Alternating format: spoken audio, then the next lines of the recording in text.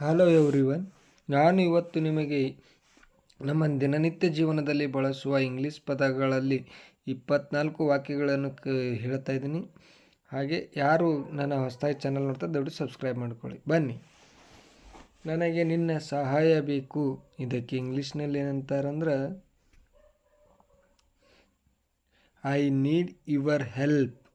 I need your help. ನನಗೆ ಒಂದು ಅವಕಾಶ ನೀಡಿ. ಇದಕ್ಕೆ ಇಂಗ್ಲೀಷ್ನಲ್ಲಿ ಗಿವ್ ಮೀ ಎ ಚಾನ್ಸ್ ಅಂತ ಹೇಳಬೇಕು. ನನಗೆ ನಿನ್ನ ಲೊಕೇಶನ್ ಕಳುಹಿಸು. ಇದಕ್ಕೆ ಇಂಗ್ಲೀಷ್ನಾಗ ಏನು ಹೇಳ್ಬೇಕಂದ್ರೆ ಸೆಂಡ್ ಮೀ ಯುವರ್ ಲೊಕೇಶನ್ ಅಂತ ಹೇಳಬೇಕು. ಅವಳು ನನಗೆ ಮತ್ತೆ ಮತ್ತೆ ಕರೆ ಮಾಡುತ್ತಿದ್ದಾಳೆ.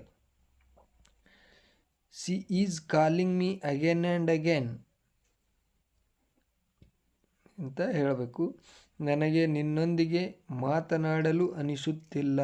ಇದನ್ನು I don't feel like talking to you ಅಂತ ಇಂಗ್ಲೀಷ್ನಲ್ಲಿ ಹೇಳಬೇಕು. ಮೀಟಿಂಗ್ ಮುಗಿಯುವವರೆಗೂ ನೀವು ಕಾಯಬೇಕು.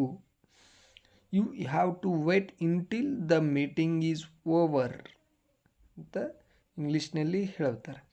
ಕ್ಷಮಿಸಿ, ನಾನು ನಿನಗೆ ಹೇಳಲಿಲ್ಲ. ಇದನ್ನು I am sorry, I did not tell you ಅಂತ ಹೇಳಬೇಕು. ನನಗೆ ಚಿಕ್ಕ ಸಮಸ್ಯೆ ಇದೆ. ಇದನ್ನು I have a little problem ಅಂತ ಇಂಗ್ಲೀಷ್ನಲ್ಲಿ ಹೇಳ್ತಾರೆ.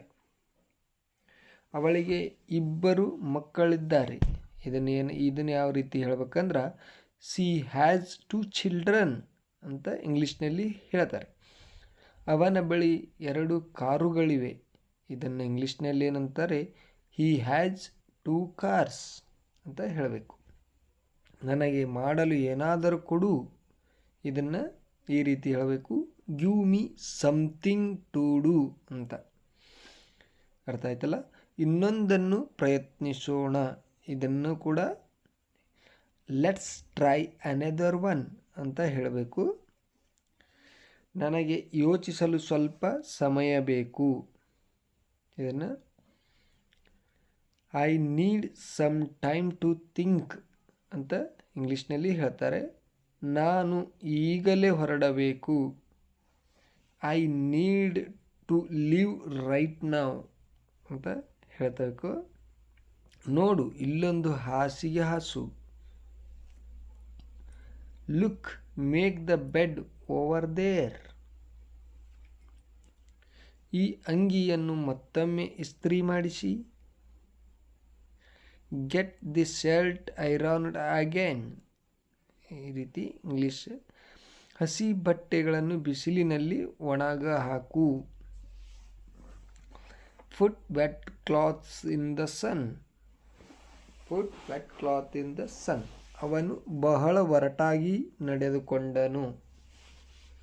ಹಿ ಬಿಹೇವ್ಡ್ ವೆರಿ ರೂಡ್ಲಿ. ನಾನು ಹೆಚ್ಚು ಹೊತ್ತು ಕಾಯಲು ಸಾಧ್ಯವಿಲ್ಲ. I can't wait any longer. ಬಾಗಿಲನ್ನು ಯಾರು ಬಡಿಯುತ್ತಿದ್ದಾರೆ? Who is knocking at the door. ಬೇರೆ ಏನನ್ನು ಹೇಳಬೇಡ. ಡೋಂಟ್ ಸೇ ಎನಿಥಿಂಗ್ ಎಲ್ಸ್ ಅಂತ ಹೇಳಬೇಕು. ನಾನು ಪಾರ್ಕಲ್ಲಿ ಆಡುವುದಿಲ್ಲ. ಇದಕ್ಕೆ I do not play in the park ಅಂತ ಅನ್ಬೇಕು. ಕೆಲಸವನ್ನು ತಡೆ ಹಿಡಿಯಬೇಡ. ಇದನ್ನು don't hold up the work ಅಂತ ಹೇಳಬೇಕು. ಅವನು ಇನ್ಸ್ಟಾಗ್ರಾಮ್ ಬಳಸುವುದಿಲ್ಲ. ಇದನ್ನು he does not use Instagram. Thank you.